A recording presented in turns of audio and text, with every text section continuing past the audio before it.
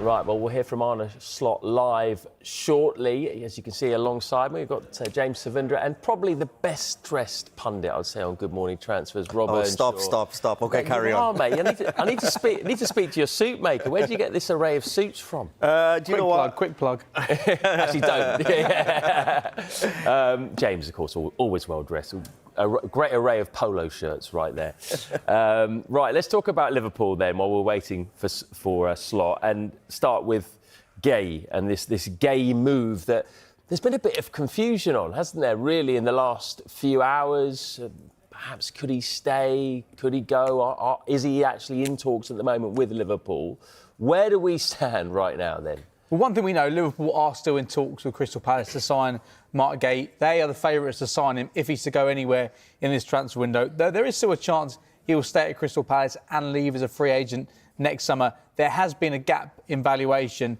From the Palace perspective, they don't want to let their captain go on the cheap, but they are aware that they probably need to do something this summer, whether it's get him to sign a new contract, which seems unlikely, or there be a conclusion. That's one thing Steve Parrish said on Sunday. There needs to be a contract or a conclusion of some sorts. And a conclusion would be selling Mark Gay. But from the Liverpool perspective, they don't want to overpay for a player who they could sign for free next summer. Clearly, there'll be a lot of competition to sign Mark Gay as a free agent next summer. As for the player, he's happy at Crystal Palace. He loves being a Crystal Palace player, and he'll be happy to stay there this season. Crystal Palace are in Europe this season, and there is that World Cup taking place next summer. So the security of minutes at Crystal Palace could be something that he needs right now to ensure he is starting at the World Cup next summer. At the same time, though, if the two clubs could agree a deal and they could agree a fee, then he would be happy to discuss terms. At the same time, we've got multiple big clubs in the Premier League and in Europe watching on with interest, thinking if we can get him as a free agent next summer, that would be an incredible bit of business. Yeah. Right, Rob. So if you're in the Liverpool think tank right now and you've got to prepare for the future in terms of your centre-backs, do you fork out 35 to 40 million pounds right now to get Gay, or do you wait till the summer and try and get him on a free? The danger is if you wait longer than 6 months, you are now in competition with a lot more other teams. Right now, for some reason, I don't know why, maybe there is some discussion, but I would imagine he is a sought-after defender. I think he's brilliant. I think he's so good, Gay. I think of a lot of players that are kind of on, I guess, in line to move on from their club, he is at the top. For me, if I'm Liverpool, I go all out right now, get him, secure him. The problem with the player is you're going to think, OK, Konate is there, Van Dijk is going to play. Absolutely. Konate is there, very well liked, very, very well improved, much improved. But it is a World Cup year and you go to Liverpool, that's a big, big move. And sometimes you've just got to secure it and bet on yourself. But for me, if Liverpool need to get him, I'm more surprised that there's not other clubs, for example, the Manchester Uniteds, maybe even the Man Cities, the Arsenal. Why those discussions are not? Because if he's got a year left, means you can discuss right now. You can start kind of negotiating right now for a way lower price than what he's actually valuable. He's valued at way more than what you'll get him for. Well, so I think that's turned down 70 million a few times, didn't they, from Newcastle last year? So he's halved in value. That's what I mean. So the longer you go towards the end of your contract, the less really the club can demand for you. So I think you get him at a great, great price, whatever it is. If it's under 40 million or even 40 million, for me, I'm paying it. I'm bringing him in, securing him, because I think he's one that you look at and think the next few years, we like him and he's going to take us forward. And I think he actually improves Liverpool. So I think for me, take him, get him right now, because I think he's just so good. I think he just adds so much defensive kind of value in terms of, he's so good at reading the game, how he moves, his defending, his speed, his analysing of the game. I think he's very intelligent in how he moves, how he defends. That's what Liverpool needs. And if Liverpool are going to go to that next level, because the signings now have to take you to the next level, the Champions League, targeting that, I think he's one that they should bring in. And they want numbers, don't they, Liverpool? Because they've already signed in that position. They've just agreed a deal to sign the young centre-back Giovanni Leoni. Just fill us in on the details and why he was so sought after. Yeah, the deal is worth £26 million plus add-ons. He's been granted permission to travel to the UK and sign personal terms and have a medical. That medical is expected today. Now, this signing is seen as independent of the pursuit of Mark Gay. Liverpool want to sign both of these players in this transfer window. And subject to, I guess, when we looked at his market value and you look at what he did last season at Parma, you thought maybe this is a player for the future. But it's our understanding that he'll immediately join the first team setup for the new season. And any thought of a loan move, that has been completely ruled out. In terms of his profile, he's only played 17 matches in Serie A, only started 14 matches there. But he ranks very highly compared to other players in that age category. So players who are 18 or younger across the big 5 leagues in Europe in terms of aerial duels, interceptions and headed clearances. So he's very much a player for the future, but I think Liverpool have been really impressed by what he's done in Serie A already, given limited game time. Let's bear in mind, Sampdoria got €5 million from him, for him from Parma last summer. He's already rocketed up in value because of what he did last season. Very much a player for the future. You wouldn't expect him to get a huge number of Premier League minutes, but Liverpool are in 4 competitions. They want to give him some opportunities. And you think giving him 2 years with Virgil van Dijk, that's what Virgil van Dijk has got left on this new contract. 2 years with Van Dijk. Just how much could he learn from playing with Van Dijk, being mentored by Van Dijk? You think it makes a huge amount of sense for Liverpool because there has been competition from clubs in the Premier League and across Europe as well in trying to sign Giovanni Leoni, but he's on his way to Merseyside. Yeah, and the fact that he won't go out on loan is very telling, isn't it? If he goes straight into the first team squad, that shows you what they think of him. We've got to talk about Alexander Isak as well, of course. Whenever we talk about Liverpool now, we talk about the Isak situation. Just as an ex-player, nothing's really changed in the last few days, apart from the fact that he has said he will never play for Newcastle again, which is quite a significant development. As an ex-player, how do you think he's handled this whole thing? I think it's been poorly handled, to be honest with you, because let's look at it. Newcastle, very likeable club, good club. Isak, likeable player, I think brilliant. And this last year, I think he's gone to right in that top category of world-class forwards. The situation, poorly handled. You could have had the discussions. For me, sometimes the best thing, and this is from experience also, you make mistakes, discussions, you say things in the heat of the moment within the club. There was no need to say that you'll not play for the club again. You can have the discussion with the manager, and when they're in the office, and being in the office lots of times with managers, you can have an honest discussion. It doesn't have to be a fallout. And I think the problem right now is it's been a fallout rather than a discussion, because you can have tough conversations. And in the manager's office, there's tough conversations that need to be had. That is one of them about Isak. Of course, he's tempted to Liverpool. Of course, Newcastle don't want to sell him. But Newcastle can say, well, listen, we don't want to sell you unless it's the right price. Isak, I think he could have handled it better.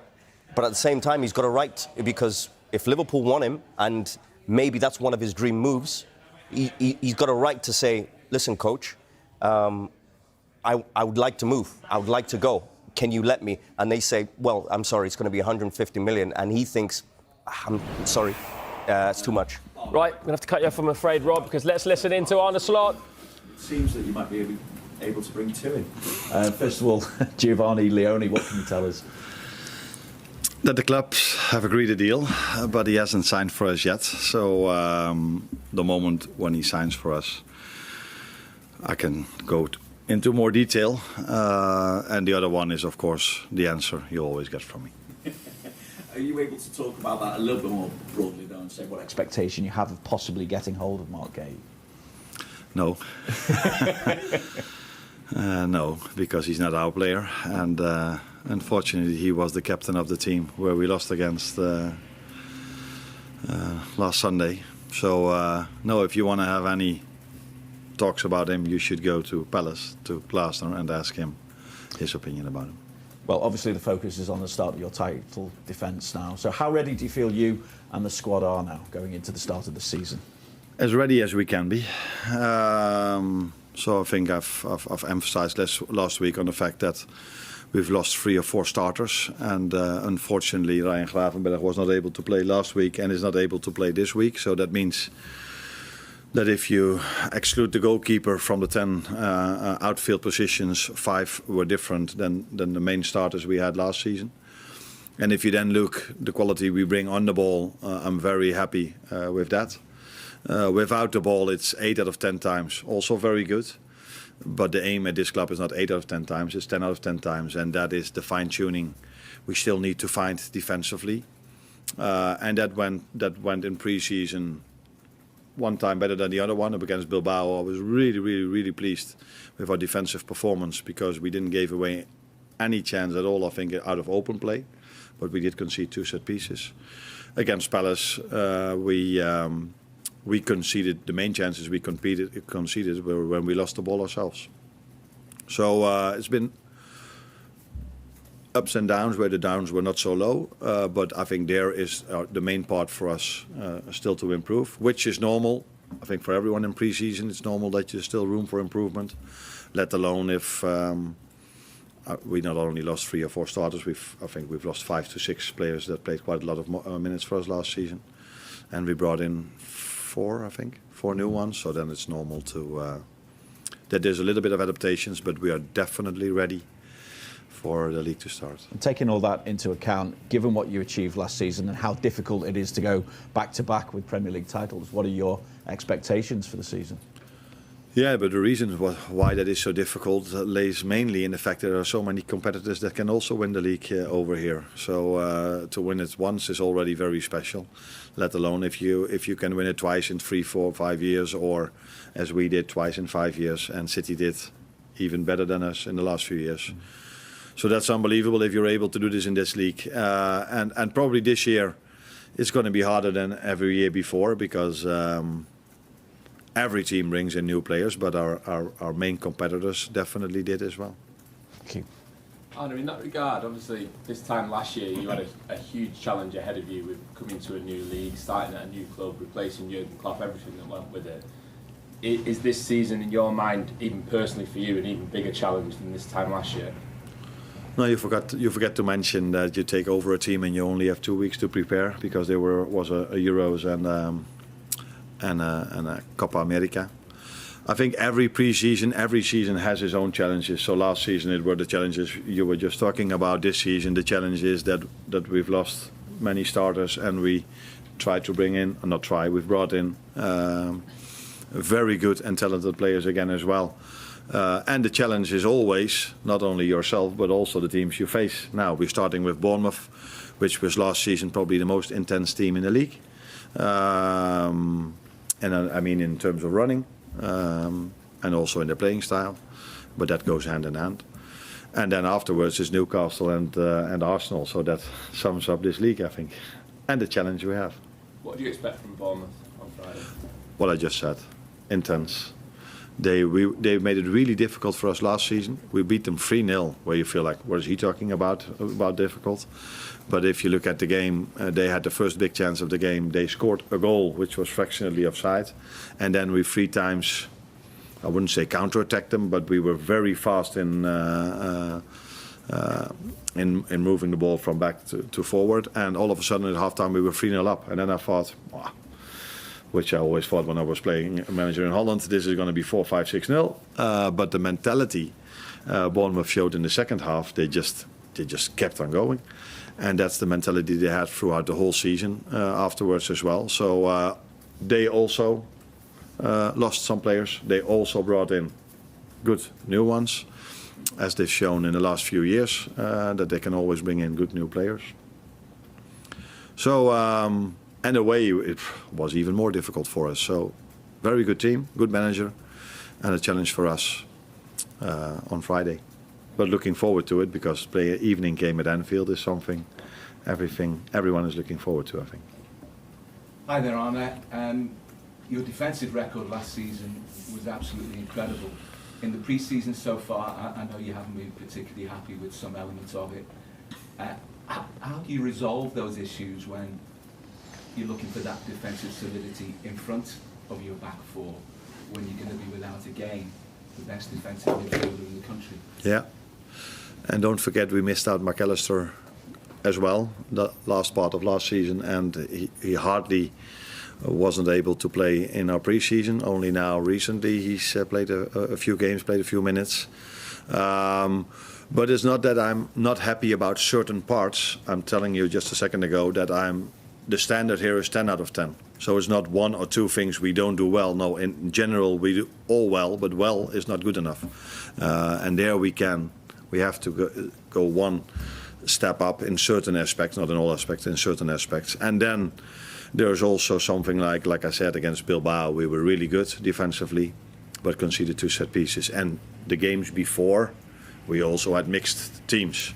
So then you can also accept a little bit better that maybe timings between players were not as good as when you play the starters that has played so many times together. So there are reasons for it, like I just said, mixed teams, new players coming in, Virgil being sick against Bilbao, Alisson not being there, Maka being injured, Ryan not able to play, and new players brought in. But all of this is definitely not an excuse when we start the league Friday, because we will 100% be ready on Friday. Integrating new players into the Liverpool way of doing things is all part and parcel of pre-season and early season as well. And a lot to like about Jeremy Frimpong, what we've seen of him so far. Played really well at Wembley in parts, but he's a different type of fullback to Trent Alexander-Arnold, who was a complete one-off, and a different type of fullback to Conor Bradley. And do you have to sort of try and make sure that somebody as adventurous as Frimpong is with his dribbling, that he doesn't impinge on Mo Salah's sort of ability to get into those key areas and kind of new to his effectiveness? In my opinion, Jeremy and Conor Bradley are similar types, by the way, although Jeremy is maybe better in the 1v1s than Conor is. But I think Jeremy and Conor can both attribute to Mo's outputs, because if you play against these two, you know you have to be aware of these two as well. So it normally gives Mo even more space to get the 1v1s, because if we isolate Jeremy in a 1v1, it's difficult for the other team, and if we isolate Mo in a 1v1, it's difficult for the other team as well. So where maybe last season they could give a little bit of more help because Trent was a little bit more behind the ball, which was also dangerous because when Mo brought it back, Trent could deliver one of his famous crosses. So it's different types, but I think both types, and Trent proved it together with Mo. Trent brought the best out of Mo, and I think that that's the same thing is going to happen with Conor and Jeremy, with Mo, in that regard. Thank you. Sven Turner, Sky Germany. Hi Arne. Talking about Florian, still a young guy, first time away from home, one of the biggest clubs in the world, that enormous transfer fee on his back. How's he handling all that on and off the pitch? Yeah, he might be young, but he already won a lot. So I don't think factually we can see him as a young player, but in terms of his experience that he's already having, I don't see him as a young player. He won the league in Germany, won the cup, played for his country numerous times. And apart from that, his mentality is maybe his biggest strength, and that says a lot, because if you see him play, you're like, are you serious? Because he's so creative, but how mentally strong he is, and he doesn't get distracted at all by a transfer fee or anything else. So I think good players always find a way to play well in good teams, and he is a good player and he plays in a good team. He doesn't need any help of yours? Yeah, he does, like all the others. But we have a very good player care department, so I'm not looking for houses together with him or these kind of things. But on the pitch and on the training ground and in videos, he needs help for him to understand the way we want to play. That's not 180 degrees different than Xabi Alonso. The system is different, but we want to be intense. Xabi Alonso wanted to be intense. He liked to dominate the position. Xabi would try to bring him in positions we want to try to bring him in. So a lot of things are the same for him. But it's true, he has to adjust to England, to the league, to the intensity, and to his new teammates as well. But I think if you saw the games, his adjustment went quite well, better than even expected, and we already expected a lot. Hi. You mentioned Grunberg earlier. He was one of your regular fixtures last season. Played such an important role. You didn't have him last week. You've not got him this week, and you just have a certain set of skills that maybe other players in the team don't have. So how do you think you missed him last week in terms of defensive parts of the game, and how do you sort of compensate for that with him not being here this week as well? I think last Sunday the chances we conceded were mainly because 3 times we lost the ball very simple in our midfield and they could counter-attack us.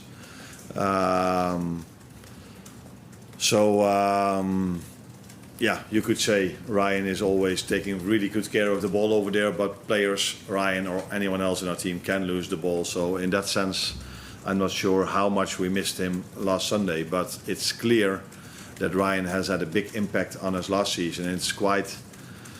Now, it's not funny, but I can find another word that probably everybody's forgotten how he got his suspension. He got 2 yellow cards, the first one for a dive. Now, there's one team in the league that is, in my opinion, by far the most honest team when they play. I sometimes blame them that they never try to make from a foul a little bit more, like Cody in the 2-2 we conceded against Palace. He got a push in his back, but he was far too clean. So if there's any one team in the league that is very clean and never dives and never time delays and all these kind of things, then it's us. And we have a suspension now for a player diving where he got his first yellow card for. But yeah, I've said many times that probably the midfield might even be our strongest line when it comes to the bodies we have. Unfortunately, Maka had a bit of a different pre-season than we would like him to have, but he's back fit now. So I still have a choice to make in midfield, even if Ryan is not there. On that point then, do you think your team... Always good to hear from Arne Slot. More to chat about on Good Morning Transfers. We're just getting started, really. Will Rasmus Højlund leave Manchester United? We will discuss his future. Plus, Sunderland have just announced that Granit Xhaka will be their new captain for the season. We'll see you in a bit. We see Gianluigi Donnarumma in the Premier League. Well, he's been frozen out by PSG. His time looks like it's coming to an end. A man who knows a thing or two about goalkeeping is the former England and Arsenal keeper, David Seaman. Safe hands himself. Thanks for joining us, David. How are you? Good summer? Yeah, not too bad, mate. Yeah, I'm very well, thank you. Good to hear. Listen, let's get straight into that Donnarumma story. It's really interesting, isn't it? The fact that he could leave PSG, having just won the Champions League. Manchester City, Chelsea, United have all been linked with him. Where do you think he'd fit best? Oh, good question. Like the clubs that you've just mentioned there would all take him, I'm sure. You know, he's proven how good and how important he was, especially last season when you saw some of the saves that he made even against Arsenal in the Champions League.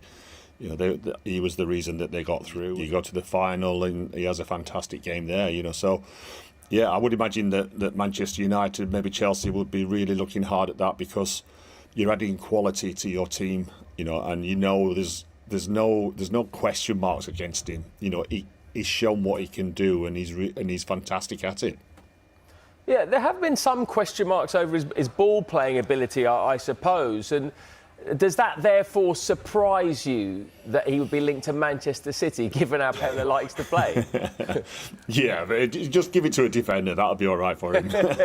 I'm sure he'll make some fantastic saves and some penalty saves. But yeah, you could question mark that a little bit, you know, because he has been caught out a couple of times, but. You know, it's the rest of his goalkeeping. You know, I get so many people coming up to me and say to me, like, oh, I've got this goalkeeper and he's brilliant with his feet. And I'm like, well, is he any good with his hands? You know, because he's a goalie. You know, so for me, it's now becoming a big part of goalkeeping, but I'm sure that cycle will turn around a little bit. You know, we've seen other goalkeepers, you know, people like Nick Pope at Newcastle, you know, who's also not known for being brilliant with his feet, but he still makes it really good, you know, and that's why, you know, they've got a reserve there in Aaron, although I can't believe I just called him a reserve. He would never let me forget that. You know, but it's competition, you know, but it's two different styles of goalkeeping. But you know, with Donnarumma, you're getting a goalkeeper that's proven quality at the highest level as well. Because we also saw how he broke England's hearts in the Euros as well. Yeah, I mean, he's just a Goliath in goal, isn't he? At times when you look him in there, makes the goal look so small. How about Arsenal then? Very interesting window, isn't it? They finally brought in a striker. Everyone was crying out for that. 200 million spent by Arteta this window as well. But when you look at what Liverpool and others have done, do you think they've done enough to keep challenging for the title and push on? Yeah, definitely. The summer's been great for Arsenal, and I'm sure Arsenal fans will agree with that. When you look at the signings we've made as well, they're quality additions to the squad and to the team. People were crying out last season about getting a striker. Now we've got a really good one. So it's about being consistent, and that's what we have been over the last few seasons. Okay, people sometimes call that a negative, as in we've only the second 3 times. But it's consistency that we're after, and now we've added to that by all the signings that we've made this summer. So I'm really excited, even though I'm a Leeds fan and we've got Leeds the first home game of the season next week. That'll be difficult for me, but I'll be wearing my half and half scarf, but trust me. But as Arsenal fans, you're looking, even I'm really excited. I go to the training ground once a week and I coach there with the academy side and the under-23s, and it's a really exciting place to be at the moment. The people generally don't like half and half scarves, David, but I don't think anyone's going to come up to you and tell you to take it off, particularly not at Arsenal. Right, in terms of what else or who else Arsenal could possibly add, because we're hearing that they could add as well to the squad before the end of the window. Who do you think could take them to the next level? Well, I think the guys that we've signed already are going to do that. People are looking. I think the only other one that's out there may be Eze, and that will add, especially to Martinelli's side, that left-hand side. But we'll wait and see. I think Arsenal fans are already happy with what's happened and the signings that we've made. So, if there is additions to that, there's the only other problem you might get to that is the players that have to leave. And you don't want to be seeing young players leaving Arsenal because when you've seen them come through the academy and everything, that's what you don't want to see. You want to see them given a chance, and that's what's been happening last season. So you've got to make sure that happens again this season. You mentioned Aaron Ramsdale there, and he's obviously someone you know very well. Why do you think he has been signed by Newcastle? Do you think he's been signed to be the number one, or is he going to have to work for that? Yeah, he will definitely have to work for that. He knows that. He knows the situation. Even when he came to Arsenal, he came to challenge Bernd Leno, and he did that very well. And then he got his chance, and I think that's what he'll be waiting for at Newcastle. As soon as he gets his chance, take it. And I know Aaron really well, and obviously I know him as a goalkeeper, and he's got everything that he needs to be a top goalkeeper, and I'm sure he'll get back to that. And finally, it's the obligatory predictions question on the eve of the new Premier League season. I know it's very hard at this stage, but, if you had to put your house or one of your favourite ponds on it right now, who do you think is going to win the Premier League and why? I want it to be Arsenal because we've been so consistent over the last few seasons, and it's going to be tough. Last season, everybody thought, finish above Man City and you win the league, and then Liverpool go and do what they did, So Liverpool have also added to their team and their squad, so that's going to be difficult as well. But we've been there or thereabouts, and now the signings that we've made makes me feel even more confident that we're going to do it. Oh, good to hear. Right, thanks very much, David. Always a pleasure to talk to you. Cheers, guys.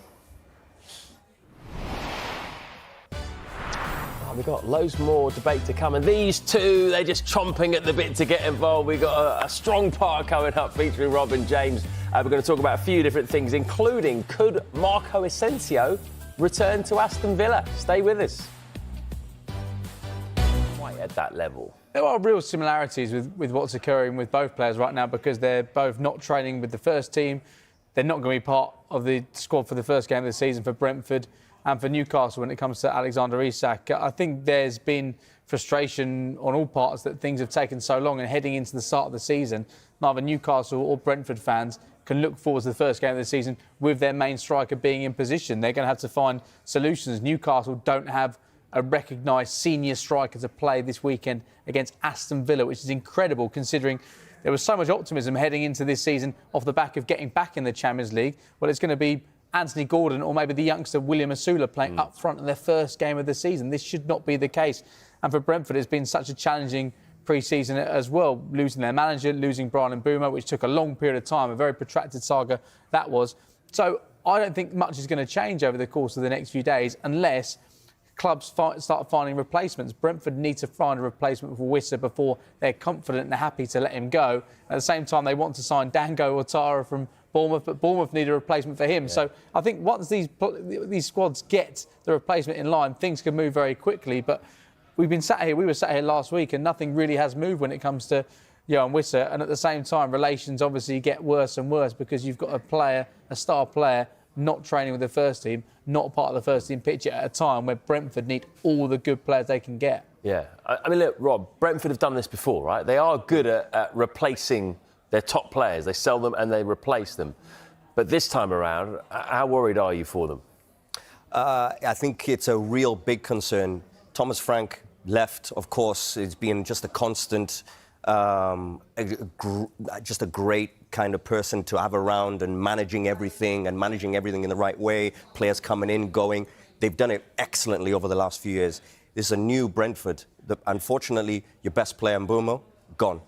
Wissa, not training with the first team. I worry for him because they're clearly trying to find a replacement first. And that's where normally they've done it quicker before. They already got a replacement coming in. So they can say, do you know what? This is the value for this person. He goes, no problem, he steps in. But Wissa, let's not forget, this guy scored 20 goals last season. Yeah. So he'll be a great addition for anybody. I saw even the likes of Forest kind of looking at him. So I think he's a top player. I think he's a great striker to have. I think he's one undervalued still. So I'll be very surprised if he's still there come once the transfer window closes. Newcastle are still keen to get him in. They're also keen on Jacob Ramsey, is what we're hearing. Do you think that would be a good fit for Newcastle? Yeah, he just seems... I like him. He's still kind of got so much to give. I feel like his potential is still...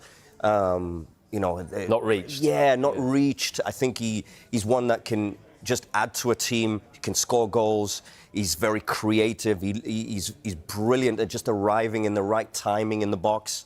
I think he fits Newcastle. I think he's that type of player. I think it'd be a great signing if he goes to Newcastle. I think definitely he's one that I would love to have in my team. And I think that's how they look at it. And Champions League, Ramsey in, I think it's a great combination. James, talk to me about Aston Villa's PSR situation at the moment, because that obviously has a big impact on whether they let Ramsey go. And we're also hearing that they're interested in Marco Asensio again. No talks have taken place between the clubs yet, contrary to reports elsewhere, but there is a possibility of getting him back. Why wouldn't they have tried to buy him permanently at the end of the first loan? Because he had a good spell there, didn't he, at the end of last season? He did. He was brilliant. 8 goals in 21 appearances. He was sublime, actually, at times. Marcus Rashford came in on loan, so did Asensio. They didn't quite get what they wanted in terms of getting to the final stages of the Champions League and qualifying for the Champions League once again, but he certainly made a big impact. For Aston Villa, they do have to be careful this summer because there's profit and sustainability rules in the Premier League, which they have complied with, and there's separate rules when it comes to UEFA as well. When Aston Villa were fined in July for breaching its financial rules, they broke the earnings rule and the squad cost rule, and as part of the agreement with UEFA to avoid a further fine and further restrictions, they've agreed to restrictions when it comes to registering new players. Unless they can come out of the transfer window with a profit, the value of new signings added must be lower than the amount brought in terms of players sold. So Evan Gasson was signed for around £23.5 million. So you'd think there would have to be a sale. Obviously, they don't want to let Ollie Watkins go. They don't want to get John McGinn go either. So that is why Jacob Ramsey, despite the fact they don't want to let him go, could be one that does depart because he would be pure profit as well because he's an academy graduate. Essentially, you can understand why maybe they've taken a bit of time because later on in the summer, they may get a better deal. He's got 1 year left in his contract at PSG. They might want to get him off the wage book because he's not part of the first team picture there. He didn't play in the Super Cup, so they might get a really good deal for Asensio, which they maybe wouldn't have got in May. Right, let's finish off on Leeds then. We're hearing that free agent Dominic Calvert-Lewin has agreed in principle to join Leeds United. Do you think he'll be a good fit for their style? Great signing. the big problem that you have, and looking at his history over the last few years, is he going to be fit? He is on a free, so I think that's a big help. You're not paying money for him. And when you do something like that, I think it really helps as a signing. But I think Calvert-Lewin is very good. He can score goals in the Premier League. He gives your team a great dynamic, and he's great in the air. His movement is excellent. The biggest problem that they will have is keeping him fit, unfortunately. And I would love for him to do well. I think Leeds fits perfectly for him. For me, I look at that and I think, yeah, he's going to go there and score goals if he's fit. I hope he is. I hope he is, and I hope he has a great season, because I really see that could be a under-the-radar great move. But like I said, it's just about him being on the pitch. 100%. If he's fit, then he will benefit a lot of teams. James, thank you very much. Rob, always a pleasure, mate. I will get your suit maker's name off you after the... The Premier League is back, and the debate is on.